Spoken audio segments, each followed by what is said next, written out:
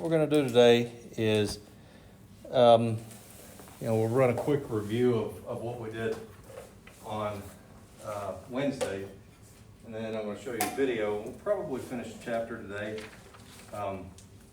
We're going to have to press on into chapter 4 on Wednesday, and we have a test next Friday. Right?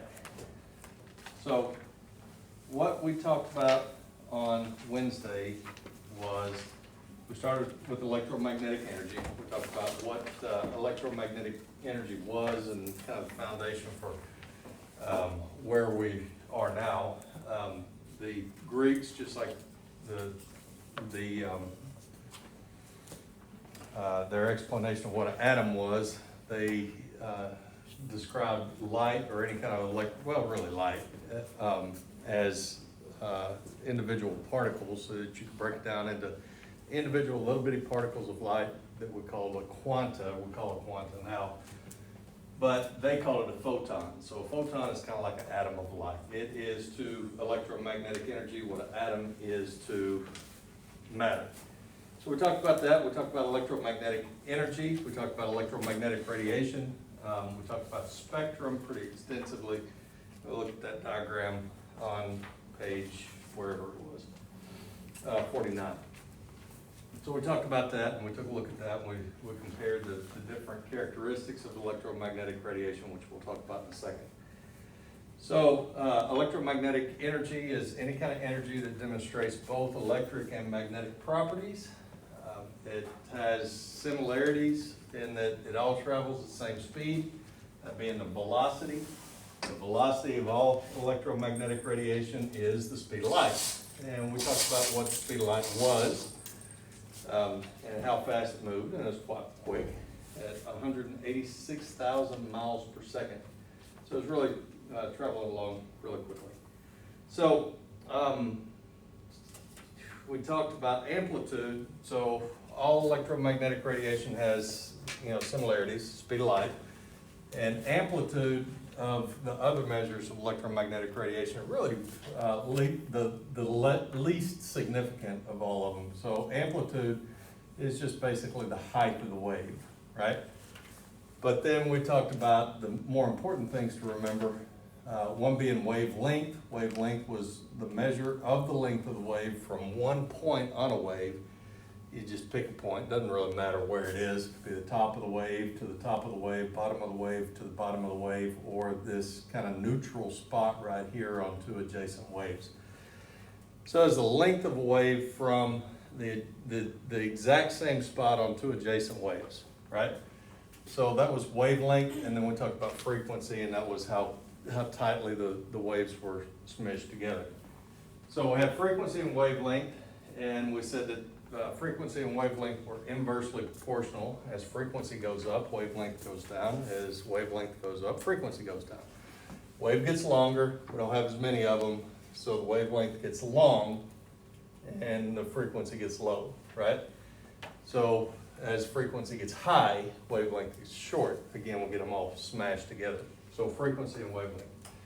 And then we tied that all in with energy, and we said that energy is directly related to frequency. So as frequency goes up, energy goes up, and we looked at the spectrum on page 49 there again, and we looked at the highest energies being X-rays and gamma rays being all the way at the top of that spectrum. The energy goes up with frequency. So frequency and energy are directly related, Bushong, he introduces Planck's constant kind of late in the text compared to where I think I would have put it on page 56. He describes Planck's constant, and we'll talk a little bit about that. But it's essentially showing you how it is that energy and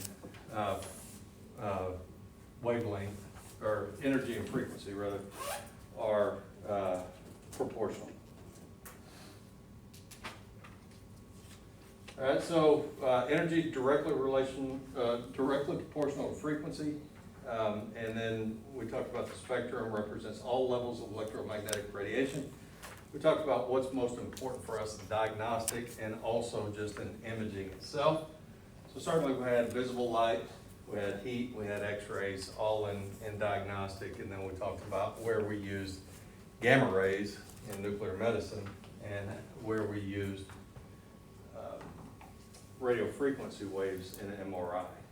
And again, just he throws in there that x-rays and gamma rays, their origin are fundamentally the only difference. X-rays are created in the electron cloud outside of the nucleus, whereas gamma rays are emitted from the nucleus itself.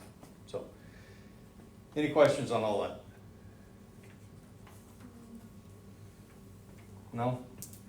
And if all that wasn't confusing enough, what we find in electromagnetic radiation is that, in quantum mechanics, quantum theory, is that small particles, I started to just say electromagnetic radiation, but that's not just it. Electromagnetic radiation certainly, but small particles too behave in a certain way that under certain circumstances and in electromagnetic radiation, certain energy levels, they tend to behave in one way as opposed to lower energy levels tend to behave in a different way. So sometimes they behave like pure energy, and sometimes they behave more like particles, okay? So imagine yourself in a pool, you know, and the water is perfectly still. You're not moving, water's perfectly still, and you reach up and you pat the water. What do you get? Waves. You get waves, yeah. What is the wave, though? Is the movement of the water, I mean, the water that you pat, does it just go all the way down to the end of the pool? It doesn't move a whole lot, right? It goes up, it goes down, but the energy that you impart to the water whenever you pat it moves, right? So the energy itself moves. Have you ever noticed whenever you pat one side and you just get these concentric circles that expand outward, right? Have you ever patted exactly at the same time and watched what happened? Those waves, you get concentric circles from each one, but they interfere with each other and they create a totally different pattern that utterly destroys or disrupts the surface of the water. So you get overlapping waves. And what we're going to look at here in just a second is what they call the double slit experiment. And a double slit experiment is where they take, and in this is a cartoon, but it gives a really good explanation of what they try to communicate with the double slit experiment. But what it tries to show you in this experiment is how it is that different small particles, in this case electrons, or things like electromagnetic radiation under certain circumstances and then certain experiments will behave in one way, and then in other experiments behave in a totally different way. So a double slit experiment that he's going to show involves an electron gun that just fires electrons at a single slit or two slits in an absorber. The experiment can be made with high intensity light sources and things that would just block the light except for where the slits would be, right? So it applies to light as well, electromagnetic energy as well. So it's not just the small particles, but it is applicable to what we're talking about right now. So again, it's a cartoon, so it's a little bit, elementary in its presentation, but the content's really, really good.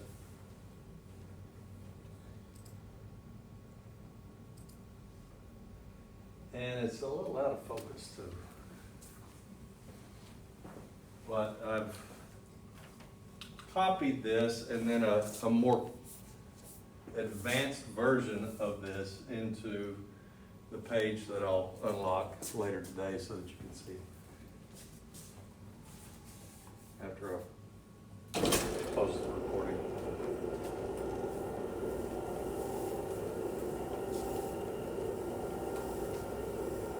Make sure that's going to show good.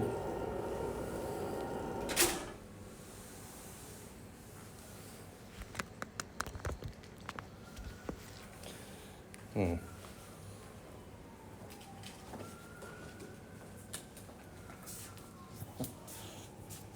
have to keep propping this up.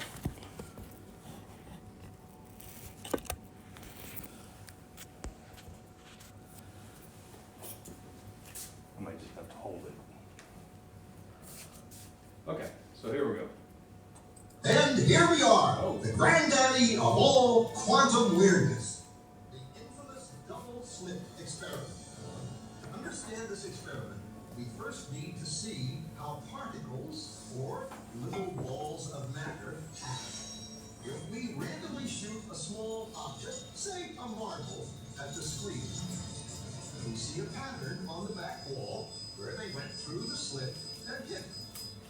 Now, if we add a second slit, we would expect to see a second band duplicated to the right.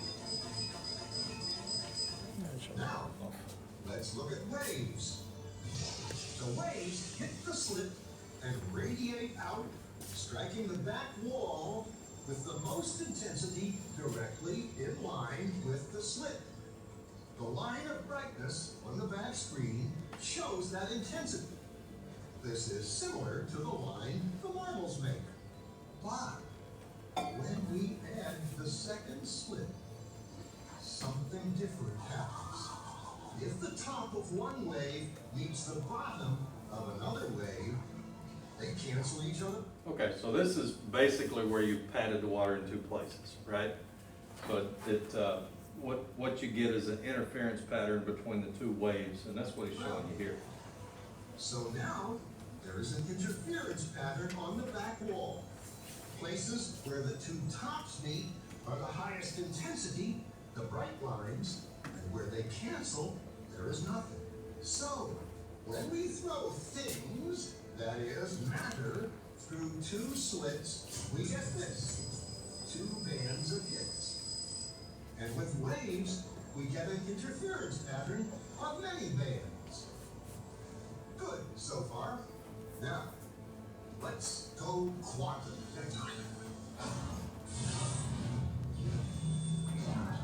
An electron is a tiny, tiny bit of matter, like a tiny marble. Let's fire a stream through one slit. It behaves just like the marble, a single band. So, if we shoot these tiny bits through two slits, we should get, like the marbles, two bands. What? An interference pattern. We fired electrons, tiny bits of matter through.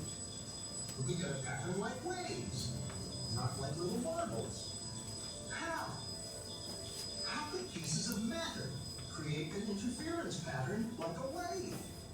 It doesn't make sense. But physicists are clever. They thought maybe those little balls are bouncing off each other and creating that pattern. So they decide to shoot electrons through one at a time. There is no way they can interfere with each other. But after an hour of this, the same interference pattern is seen to emerge. The conclusion is inescapable.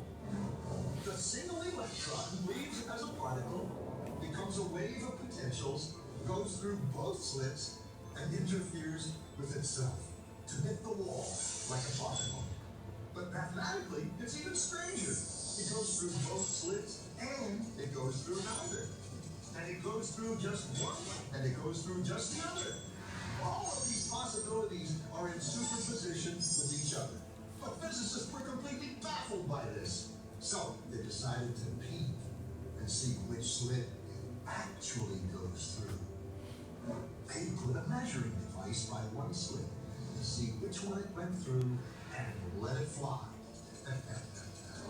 But the quantum world is far more mysterious than they could have imagined. When they observed, the electron went back to behaving like a little marble. It produced a pattern of two bands, not an interference pattern of many. The very act of measuring or observing which slit it went through meant it only went through one, not both. the electron decided to act differently, as though it was aware it was being watched.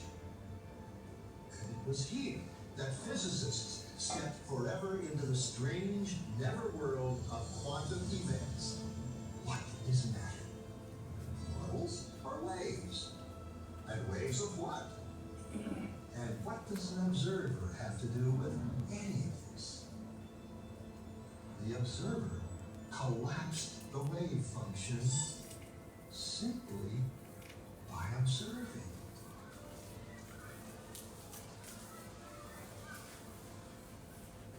So kind of weird, right? So again, in this case, what he was trying to communicate is small pieces of matter behave that way. But again, you can do the same experiment with very high energy light sources. And it's best to use like a monochromatic light source. If you use the sunlight, you can get a result, but the problem with using sunlight is that all energy levels of light are represented. So you kind of get a, your interference pattern is a little bit more difficult to differentiate. So like a high energy argon gas light source, because everybody's got one of those, right? Is really good to use. So what is it? Is it a wave? Is it a particle? Is it somewhere in between? I kind of think that the one small clip that he had in there best explains it. You had the electron, and then what you saw was the disturbance pattern behind the electron as it approached the double slit aperture. So maybe it's a quantum of energy, so it's both at the same time. So some types of energy behave more like or some levels of electromagnetic energy behave more like a particle and sometimes more like pure energy. So the types that we see behave more like a particle can interact with matter and have a distinct influence on matter. Okay? So whenever we make an X-ray, we send electrons across the tube. So electrons are little bitty pieces of energy, or little bitty pieces of matter. They're traveling at a very high rate of speed, and they hit the anode, and they create X-rays, right? Those X-rays come out through the collimator housing, and they interact with the patient. And if they strike an outer shell electron, what happens? I'll give you a hint. It's called ionizing radiation. So if it strikes an outer shell electron, if the photon hits that outer shell electron, what happens to the electron? Takes it. It knocks it out, right? So it knocks it out. So if it was pure energy and it didn't have any kind of particle value to it at all, I'm not really sure that it would eject that electron. It might do some weird things to that electron, but I'm not entirely sure it would eject the electron. But it does, so the electron comes out. Okay?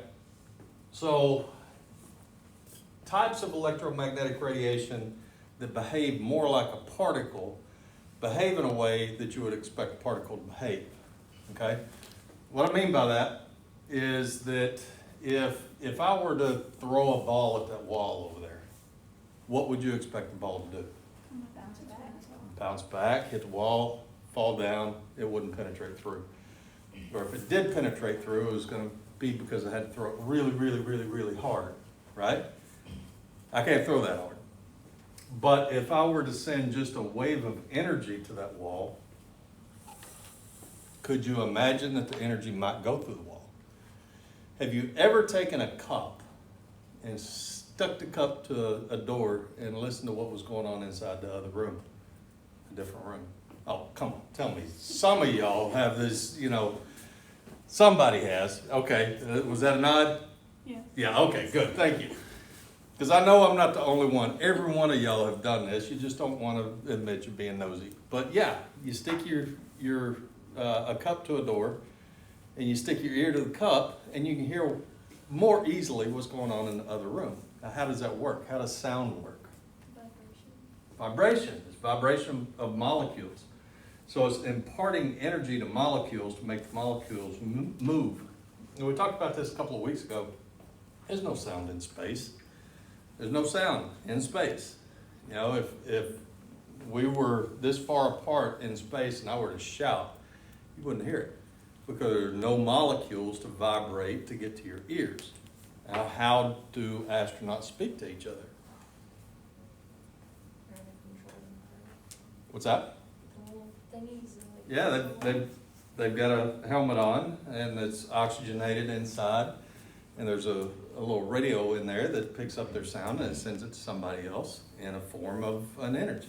Okay? So things that energy can hit and interact with and actually cause almost like a physical mutation is what we've got going on here. Behave more like a particle, as opposed to different levels of energy or different energy levels of electromagnetic radiation behave more like a wave or just sheer energy, just straight energy. So light is more like energy. And X-rays and gamma rays, more like particle. Okay? Because visible light can't do this, right? But X-rays and gamma rays can ionize and knock an electron out, and therefore they behave more like particles. All right? So, what can you do with light? You can't do this. This is where we differentiate between different levels of electromagnetic radiation and where they differ. Okay, so light and X-rays behave in a lot of the same ways, but because of the difference in their energy level and how they behave, whether it be like a particle or like a wave, a sheer wave, there are some differences. So what are the things that light does? If I were to take a light, just a low energy light bulb, and I were to stick it in the middle of a room, and I were to put some sort of light shade around it, you know, so that you couldn't see the light bulb itself, what would that light do? Could you? Okay, let's do this. If I were to take one of these desks and stand it straight up, and I put the light in the middle of the room, and I turned the light on, but I was standing behind the desk, would the light be shining directly on me? No. But could I see evidence of the light all the way around me? Yes, is the answer. Okay, so light radiates around objects, right? So the things that you can do with light, we've talked about some of them. Do we see the light that comes directly out of the X-ray tube whenever we're collimated? Do we? Well, it hits the mirror. It's a mirror, exactly. Okay, so what we've got is up an X-ray tube, we've got the filament, and then we've got the anode, and then that's all in a case. We've got collimator housing, we've got a light bulb, and it shines directly into a mirror, and the mirror bounces the light. Okay, so what do we call that? It's not really bending. Refraction is bending. It's close. Reflection, right, it's reflection. So light, we can reflect light. Okay?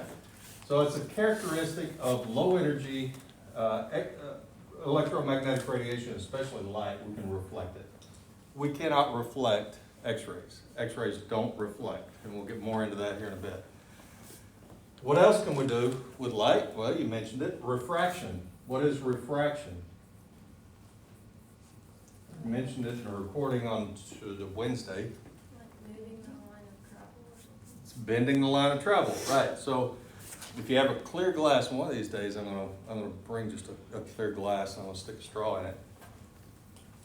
What you have in a straw going into a clear glass with water in it, and I'm just saying clear glass with water in it, any clear liquid and it happens in any cup. It's just, you can't see it, but if the glass is clear and the liquid is clear, you won't see a straw or a solid object appearing to be a solid object. What it's gonna look like is it's broken, like that, okay?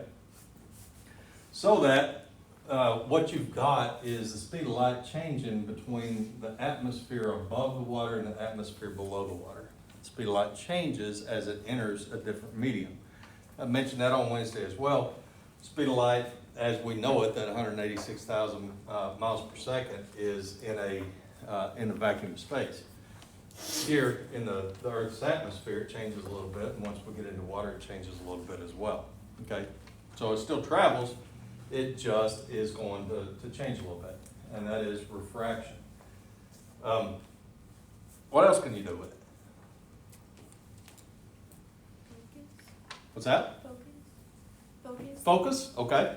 You can focus it. And where do we see that? Well, we can see it right here. If I take, let's not throw anybody into the seizure. All right, so can you see the light field? Battery may be a little bit weak. Go ahead and turn this off for just a minute.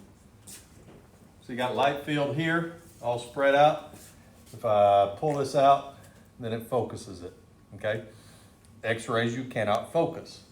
You're gonna have tendencies to think, well, what about when I collimate, when I beam restrict? You're not focusing the X-ray field. What you're just doing is blocking a portion of it. Collimation does not equal focusing. It's a totally different thing. And we'll spend a lot of time talking about that in imaging next semester. But you can't focus X-rays. What else can you do?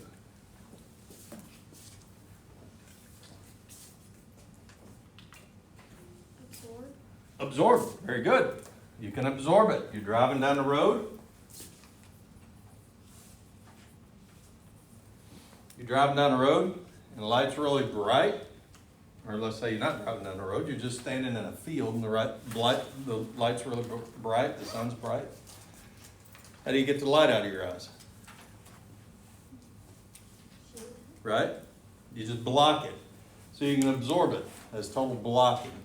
Or you can partially block it, and that's what you get with window tint, right? You put window tint in your car, and you block a portion of it, and that's not absorption, that's a partial absorption that we'll call attenuation. Okay? So there's a lot of different things that you can do with light. You can reflect it, refract it, you can focus it, you can absorb it, and you can attenuate it. Out of all that stuff, there's only two of those that we can do with X-rays. And that is we can absorb it or attenuate it. And there's one other thing that we can do with both, and that is transmit. Okay, so transmission. Transmission is really more appropriate for visible light. But if there's nothing in front of the X-ray beam, then it will transmit as well.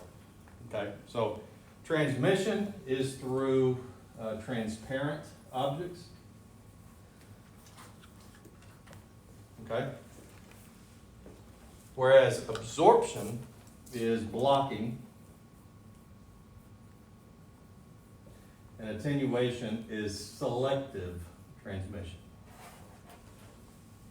Selective transmission. Well, I can't write that low.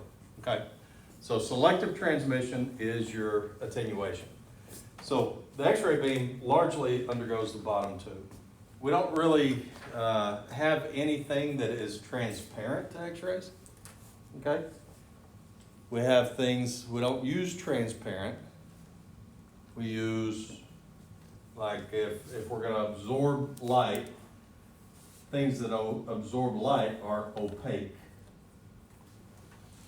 Things that attenuate light are translucent. Okay, those words seem familiar at all? We've kind of mentioned the X-ray equivalent of those. If something absorbs X-rays, that would be something that is radiopaque, right? So something's radiopaque, X-rays don't go through it. If something is radiolucent, that means it absorbs some, it attenuates the X-ray beam and absorbs some, but not all. That sounds like a test question, doesn't it? All right, so radiolucent means that we've got attenuation. You are radiolucent. I shoot you with an X-ray beam, you're gonna absorb some of the X-rays based on the chemical makeup of whatever tissue I'm going through. X-rays do transmit, but we can't predict what's going to transmit through the patient and what's not going to transmit through the patient, or we can't create an X-ray beam that will solely transmit. Our X-ray beam is going to come out kind of like the sunlight with a lot of different energy levels, and some are going to absorb, some will transmit. So since some absorb, then what we've got is attenuation there, okay?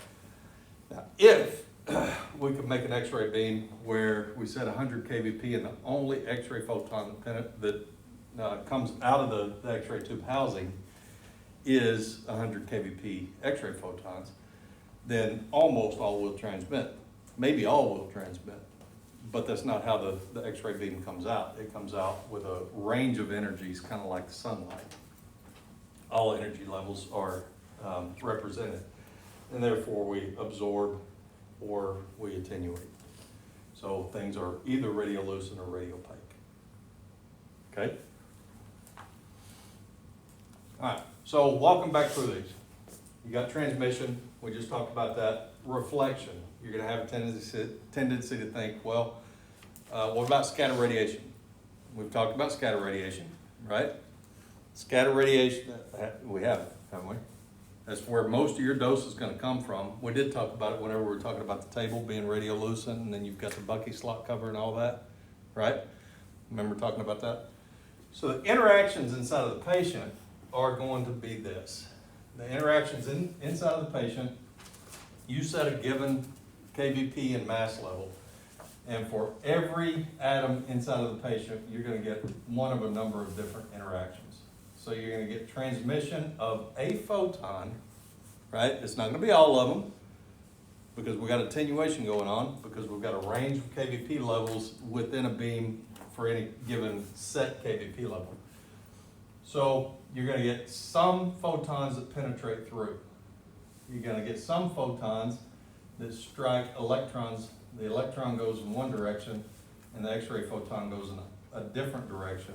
It's kind of like a ricochet. That's scatter radiation, okay? So we got transmission, we got scatter radiation, which you might be thinking, well, isn't that reflection? Does it sound like reflection? Kind of does, right? Where the difference lies is that whenever you shine light on a mirror, you can predict exactly where the light's gonna go, right? If I put a mirror at a perfect 45-degree angle from that light source, it's going to go straight that way 90 degrees. Every light photon is going to go straight that way 90 degrees. Inside of the patient, what we have is we got another nucleus, we got another electron, we get another interaction. This electron goes that way, this X-ray photon goes that way. Scatter radiation is unpredictable. You don't know where it's going to go. So it's not the same as reflection. It is more akin to attenuation of individual X-ray photons, okay? It's going to lose energy, and it's going to go off in a different direction that we can't predict. Now, it might hit another atom, eject another electron, and that photon now goes in a different direction altogether again, right? So scatter radiation and reflection are not the same thing. Kind of look like the same thing, not the same thing. Refraction, it just doesn't happen. Again, this is not refraction. If you were to shine an X-ray beam down into water or whatever, again, water, you are made primarily of water, then the water is either going to absorb or attenuate. And if it goes deep enough, it's just going to completely absorb it. So it doesn't refract, it just undergoes these two things. If it did refract, whenever we made an X-ray on a patient, because the patient primarily water, if the x-rays refracted inside of the patient, then would we be lining our image receptor with the center of our central ray? No, because refraction is this. What we would have to do if we put an angulation on a central ray, we would have to intentionally misalign our central ray with the image receptor because the light would bend as it went through the patient. So it doesn't refract. So x-rays don't reflect. They don't transmit without attenuation. They don't refract. And when you collimate, what you're actually doing is the x-rays that come off of the target come off with equal intensity in all different directions.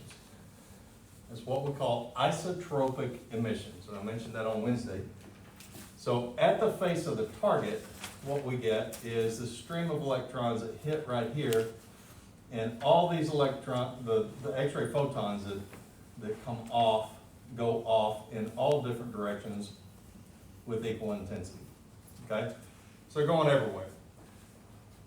When we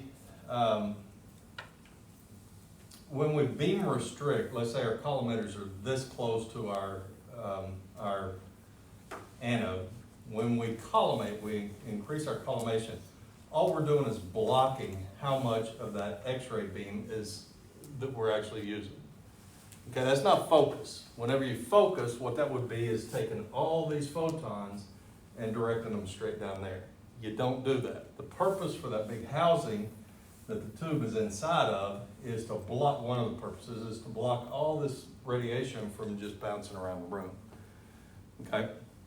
So when you collimate, when you increase collimation, which means to make your field size smaller, then all you're doing is blocking more and more of these x-ray photons. So if that one would have, escaped and exposed the patient, whenever you increase collimation, you're blocking it to keep it from coming out of the tube housing. Okay? Very, very important distinction between the two. It looks like you're focusing, and you're focusing on a specific anatomy, okay, so that your focus is different, but the x-ray beam focus doesn't change. You see the difference between the two. Okay, you don't focus x-ray beam, you don't refract it, you don't reflect it, you don't transmit it without any kind of absorption. So what we get is absorption and attenuation. So things that are that attenuate x-rays are radio what? Lucent, very good. And things that block x-rays are radio fake. Right. Okay?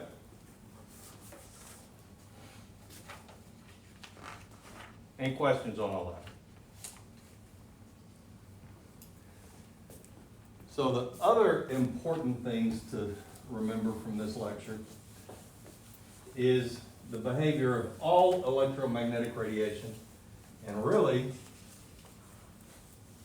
just about any kind of radiation behaves according to what we call the inverse square law. Inverse square law states that the quantity of radiation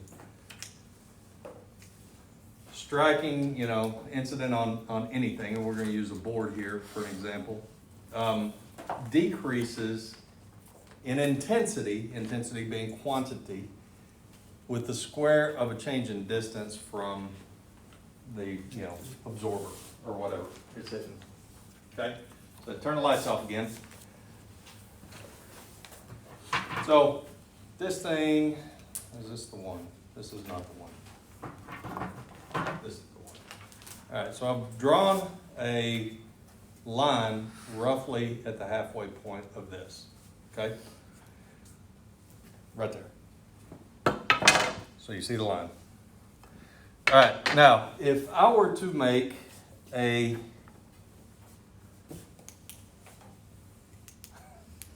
we go. Say I were to put this right here. Let's see if I can keep it, it won't stay square, but I'll tell you what, let's do. Let's back it up to here so we have a bigger square. So if I were to put draw around that light field, So that was right about here, right? So since I'm doing this left-handed, it's gonna be terrible. And I'm pretty close to estimating my distance. Okay, so that's about right? Roughly. Okay, if I were to increase the distance with, from between my flashlight and that board, how much of a change in that light field would you expect to see? I double my distance, what would you expect to see? The greater light field. A bigger light field, but by how much? If I double my distance, what would you expect to see? Double, right. So logically, you would say double. And you're right, and yet at the same time, you're wrong. All right, so that was roughly at two and a third of these tiles that are on the ground, 2 1/4 maybe. So I'm gonna back up 1, 2 to the middle of this one. Okay, now if I put this back there, did it increase double in size? Sort of. It increased double in size in both dimensions, right? So what I've got now is a light field that is how much bigger back here at a double distance than what it was up there? 4 times, right. So the inverse square law says that if you increase your distance, then what you're going to get is an intensity or a collection of intensity in that same area, inversely proportional to the square of the distance. I doubled my distance, right? I went from about 2 1/4 of these little tiles on the floor to 4 1/2 roughly. And what I got was that much light was spread out over an area roughly 4 times as large. So it was about that big, right? So the intensity decreased as distance increased. My distance doubled and my intensity was spread out. The intensity to this right here, the flashlight didn't get any dimmer, but the intensity, the amount of light that was right here was spread out over an area 4 times as large. So the intensity of the light in that spot decreased by a factor of 4. Right. So inverse square law is a law. So you can reproduce this as many times as you want to. You can have the exact same outcome. There's a mathematical formula that goes along with it. And it's something you've got to hang on to all the way to the registry. We're going to look at 2 different ways to work this. And we're going to look at it from 2 different perspectives. And then we're also going to look at shortcuts on how to remember this. Okay? Providing we've got enough time. We've got 30 minutes. So inverse square law says the intensity changes inversely proportional. So if we have an original intensity, we'll want to know what our new intensity is. And we've got a distance, it's inversely proportional, so second half of this is going to be flipped around. We've got an original distance and we've got a new distance. So intensity is going to be inversely proportional to the square of the change in distance. Okay? So, as I was saying on Wednesday, I like to simplify a formula for demonstration purposes if I can. So let's say we don't know what our new intensity is, but we know what our original intensity was. We used 1 of something, be it mass, MR, whatever. We have 1 of something. So our distance, D2 over D1 squared. Okay, so if we don't change our distance, we have 1 and we have 1, then how would we solve that? What's the first thing we've got to do? Square, right. So 1 times 1 is 1. 1 times 1 is 1 is equal to 1 over x. Now how would we solve that from that point? Cross multiply. Very good. Cross multiply. So 1 times x is x is equal to 1. So x is equal to 1. Okay. Now what if we double our distance? If our new distance, we went from 1 foot, 1 yard, 1 mile, whatever, it doesn't matter, and we changed it to 2, how would that change that? No. What's the first thing we gotta do? 1 over x is equal to 4 over 1, right? We can just get rid of that. Now what do? Cross multiply. 1 times 1 is 1 is equal to 4x. Now what do we have to do? Divide by 4 by 4. So x is equal to 1/4 every single time. Every time you double your distance, your intensity is going to drop by a factor of 4. If I increase my distance by a factor of 2, my intensity is going to drop by a factor of 4. Right? So if you go in the opposite direction with it, what do you suppose is going to happen? If I started out at 2.5, or if I started out at 5 1/4, 5 1/2 of these things, and I brought my flashlight in, what do you think the intensity? What do you think the light field was going to do? What do you think it would have done? Okay, well, that's what happened when I backed up. If I would have brought it in instead of backing up, it would have been. Did you say brighter or bigger? You don't remember? Okay. So when I backed up, it got 4 times bigger, and it got essentially 4 times dimmer in that spot, right? So if I'd have brought it in, what would have happened? It would have got 4 times smaller, so it would have been 1/4 the size, right? It would have been 1/4 the size and 4 times as intense on that same spot. Does that kind of make sense? And we'll just do that real quick. All right, so we're back here, right? It's kind of bright. If I start walking up to it, it starts getting a little more painful, right? The closer I get, the brighter it gets, and the smaller it gets. Okay, so if I reverse that, and I went from, let's see, 1 to 2, how would that look?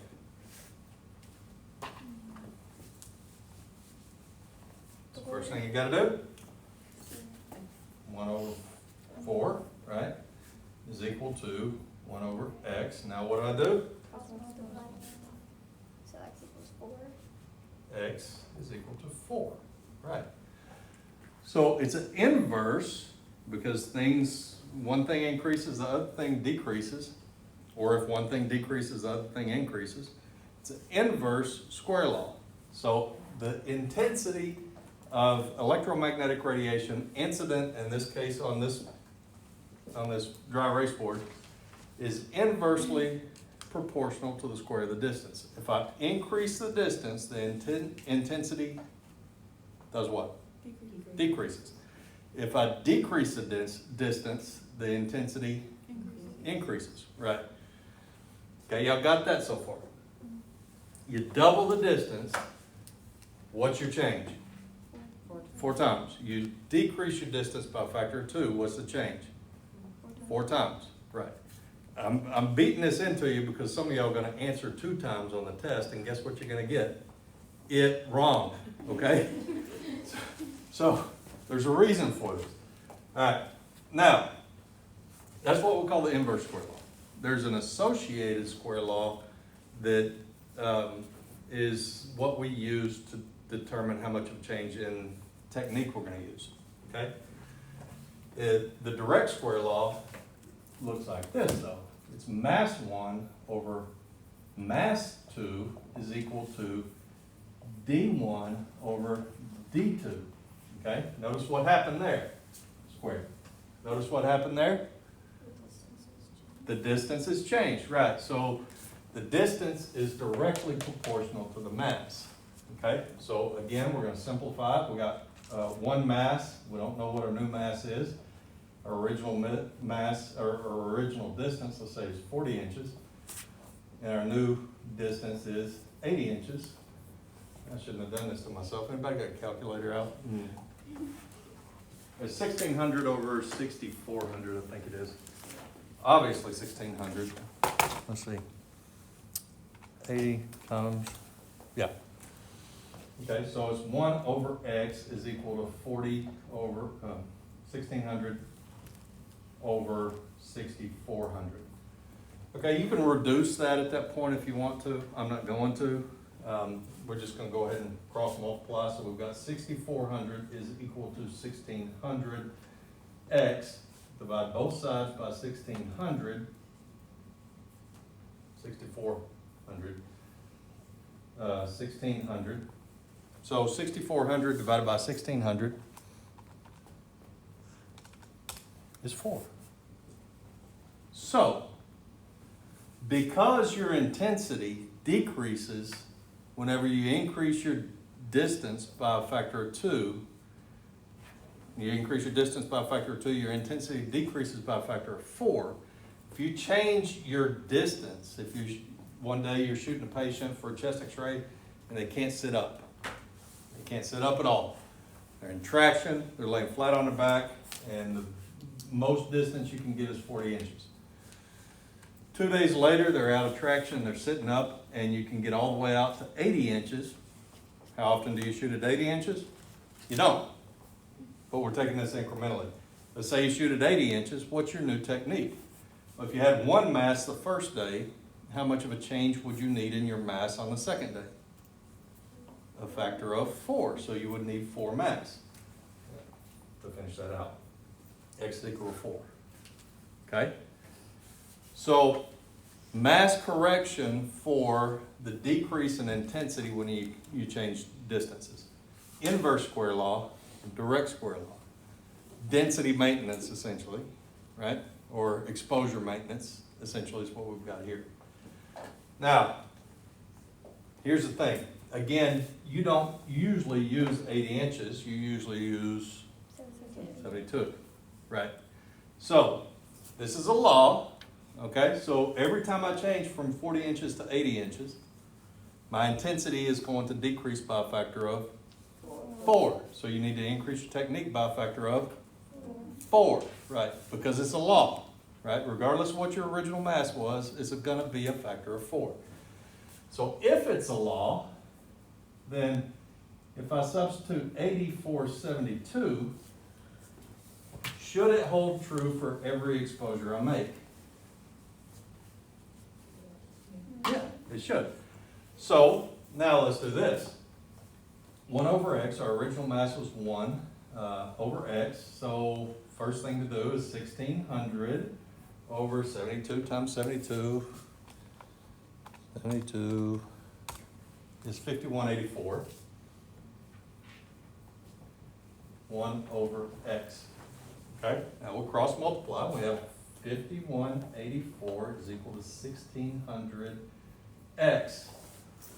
5184 divided by 1,600. Every single time is going to be x is equal to 3.24. Every single time you change from 40 to 72 inches, your technique consideration is going to be 3.24 times. Okay? So that patient that couldn't sit up yesterday, you shot at 40 inches and you used 1 mass. Today at 72 inches, you need to use 3.24. Yesterday, if you used 2 mass at 40 inches, today you need 2 times 3.24, right? Yesterday you used 3 mass. Tomorrow, if he's sitting up and you can get 72 inches, you're going to use 3 times 3.24. Every single time that you change from 40 to 72 inches, your mass needs to change by a factor of 3.24. Why is that? Because your intensity decreased by a factor of 3.24. Okay? Now, if for whatever reason 3.24 you just can't log it in there, you can always go 3 1/4. Okay? So if you just kind of lose it for some reason, 3.25, if it's easier for you to get, that's going to get you close enough, both in technique calculations and on a multiple choice test. You're never going to have 3.24 and 3.25 represented on the same test. Unless training really gets kind of tricky, but I'm not going to give you that. Okay? So, plugging that back in over here, if your distance changes from 40 to 72 inches, then that wouldn't be 4, that'd be a factor of 3.25. So every time you change from 40 to 72 inches, your intensity decreases by 3.25, and therefore you need to change your mass, increase your mass by 3.24, right? Or that's really 2.24. Okay, so how else do you use this? This is really, going to be measuring radiation dose to the patient or to you, right? So this, how you spot the difference and when to apply these is this question generally asks you what is your new mass? What's your new mass with whatever distance change. This one is usually asking you what is your dose? What is the patient dose at a different distance, right? Or your occupational dose. There's your hint. So how do you use this in a practical sense? What is this telling you to do? Well, if your distance, our original distance was our exposure was 1 millirem at 1 foot, or let's say 1 millirem at 2 feet. If I step in closer to the fluoro tower by 1 foot, what's my dose? I decreased my distance, so my dose did what? Went up by a factor of 4, right? So how do you use that practically? Stand further away. Step your happy back, You don't have to be right up next to the x-ray table. If you're doing fluoro, step back, just one step back, reduces your dose by at least a factor of 4, right? So you're in a fluoro case and now this is a cup of barium, and the PA or the doc, tells you to give the patient a cup of barium. Do you have to get right up next to the table and give it to them? No. Get as close as you have to, give it to them, and then you do what? Step back. Step back, right? And you could even make it, let me get out of your way so you can see, you can make it look like you're, being kind and thoughtful for the person running the fluoro tower. Just step back. If you're doing portables, is 6 feet enough? Maybe. They tell you whenever you're making an exposure to stand 90 degrees from the patient 6 feet away. Is that enough? I don't know, maybe. Is 7 feet better? Yeah, right? So step back. What are your cardinal rules of radiation exposure? Time, distance, and shift. What's the middle of that? Distance. Increase your distance.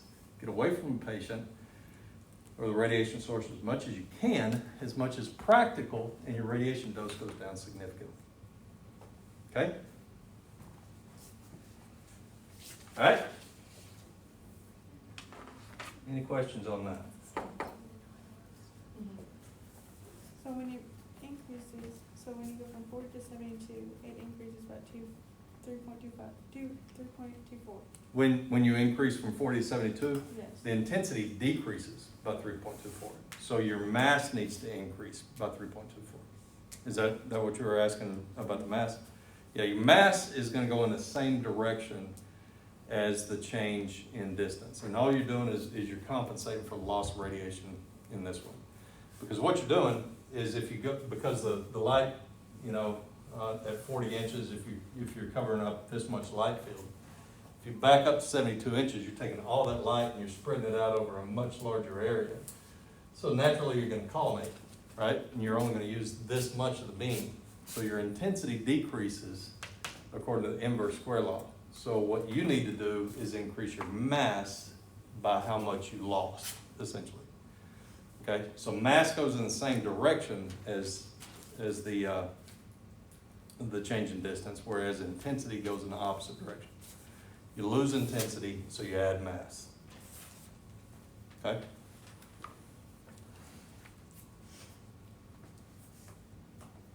Any other questions on that? No? Okay. So just to explain what I was talking about in Planck's constant, if you look on page 56, there, you can look up, Planck's his contributions to quantum mechanics, and there's literature and there's videos that you can watch all day on it. But in large part, originally the electromagnetic radiation was just considered to be a pure wave, and he kind of introduced the wave-particle duality. But if you look at his Planck's quantum equation, it's E is equal to H, which is Planck's constant, times F, which is frequency. Okay, so the H is Planck's constant. And if we made that constant a 1, and again we made it, just simplified it, and said E is equal to HF, and we made Planck's constant a 1, and therefore we made F a 1, and energy a 1, is that a true mathematical statement? 1 is equal to 1 times 1. Yes. Yeah. So if H is Planck's constant, there you go, this is constant, then it's not going to change. So if I change frequency and Planck's constant doesn't change, then what has to happen with energy in order to make that a true mathematical statement? It changes in direct proportion to frequency. Okay, so that's why I was saying I think it should have been closer to the electromagnetic spectrum to kind of include energy in that whole, comparison between frequency and wavelength. So you're not going to have to work Planck's constant. It just shows that mathematically energy and frequency are directly proportional. You don't have to work Einstein's theory of relativity, but what it's trying to communicate in this particular chapter is that there's an energy equivalent to matter. E equals mc squared means energy is equal to matter or mass times speed of light squared. Okay. So what he's saying is that you can convert energy to matter, you can convert matter to energy, you can convert them back and forth, but you're not going to destroy either one of them. That you can convert an energy type to energy type, you can convert matter to energy, but the law of conservation of matter, law of conservation of energy says that neither one really go away, that they just change forms. So that's what those are. You don't destroy either one, you just kind of shuffle stuff about. So as far as like math for the test, we're only gonna have to do like the inverse square law? Inverse square law, direct square law, and really, I don't think it gets any more complicated than this. You increase your distance by a factor of 2, then your intensity decreases by a factor of 4, right? So your mass needs to change by a factor of 4, right? So don't confuse the two. Remember, intensity decreases with changes in distance. So we have to change mass, right? So mass goes in the same direction, intensity goes in the opposite direction. Okay? I have Yep. a question. Sure. Can you explain the picture on page 59? Picture on page 59. So Oh. Well, penguins all look the same. Beauchamp, he's a character. He really is. He comes through once in a while. He'll give guest lectures, usually at UT out on 271, because he's part of the UT system. So some of them are just jokes. I mean, penguins all look the same. But, the thing about penguins, as is the case with a lot of birds, they mate for life. So, and is it Joe Rogan? Anybody ever listen? He's a comedian as well as a commentator. And anyway, he talks about the movie The March of the Penguin, and people talking about how impressive it is that penguins mate for life. He's like, who cares? They all look the same. Well, how is that impressive? She's really cute. Yeah, she looks like every other penguin you'll ever see. So, anyway, I guess that's where he was going with it. All right, well, that's it. We'll press on with chapter 4 next week, and